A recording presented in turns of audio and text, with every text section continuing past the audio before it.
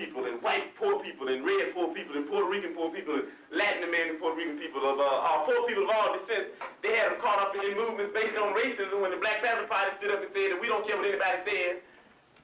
We don't think you fight fire with fire best, we think you fight fire with water best. We're going to fight racism, not with racism, but we're going to fight with solidarity. We said we're not going to fight capitalism with black capitalism, but we're going to fight it with socialism. We stood up and said we're not going to fight reactionary pigs and reactionary state's attorneys like this and reactionary state's attorneys like Hanrahan with any other reactions on our part. We're going to fight their reactions with all of us people to get together and have an international proletarian revolution. Right on. Right on. And that's saying all power to the people. Right on. That's saying that no matter what color you are, there's only two classes. And that's saying there's a class over here and there's a class over there. And the reason that this class over here has never did anything to get this class off its back, because this is lower, this is upper, this is the oppressed, this is the oppressor, this is the exploited, this is the exploiter. And these people in this class have divided themselves. They say, I'm black and I hate white people. I'm white and I hate black people. I'm Latin American and I hate hillbillies. I'm hillbilly and I hate Indians. So we fight amongst each other. And you've heard the testimony of pigs here. You got pigs of all colors, you know that. You got pigs that are white, you got pigs that are black, you even got pigs that are black and white. Propagating the same type of madness that this buffoon Hanrahan would be propagating if he were here himself. And why?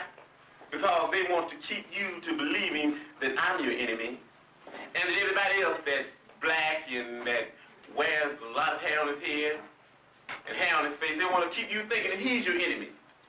Why?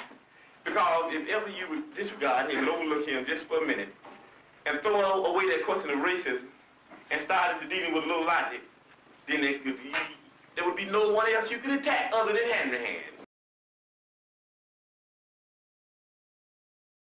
O Partido dos Panteras Negras é da Califórnia, fundado em 1966 por Huey Newton e Bob Seale. O partido foi fundado num contexto de agitação social. No auge, chegou a ter mais de 2.000 membros em mais de 60 cidades dos Estados Unidos. Apesar de sofrer controvérsias, teve um impacto significativo na sociedade americana. Foi o primeiro partido político americano a ter uma guarda armada. Foi o alvo de perseguição por parte do governo federal dos Estados Unidos. Tinha um programa de 10 pontos que defendia a autodefesa, a igualdade de direitos, a educação e a reforma do sistema legal.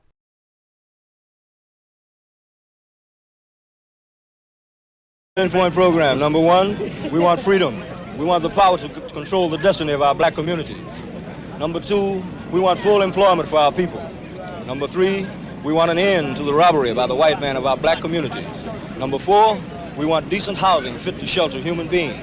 Number five, we want education for our people that teaches us the true nature of this decadent American society. Education that teaches us our true history and our role in the present-day society. Number six, we want all black men to be exempt from military service. I'm a draft counselor, and we started the Black Draft Counselor Union because we realized the problem that black people are not aware of their rights under the draft law.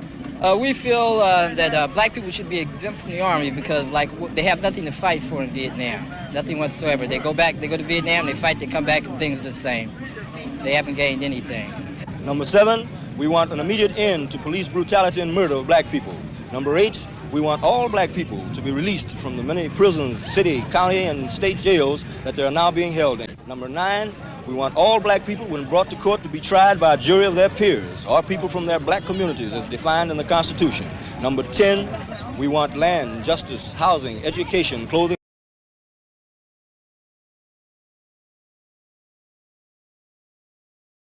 This jail is composed of about 80% black, and I would guess that most of the blacks here are here because of political reasons, really, even though they don't even realize.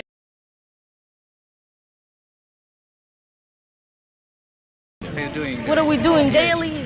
Like I said before, we are organizing the community, going into different people's homes, politically educating them, telling them exactly what is going on, not only here in Oakland, but in America and throughout the world. See, many black people are not aware of what is going on in America, or what is going on in South Africa, or over there in France, for instance, We organize, since the black community is not a reading community, we talk to them, show them examples. In our paper, we have pictures, so they can see what is going on.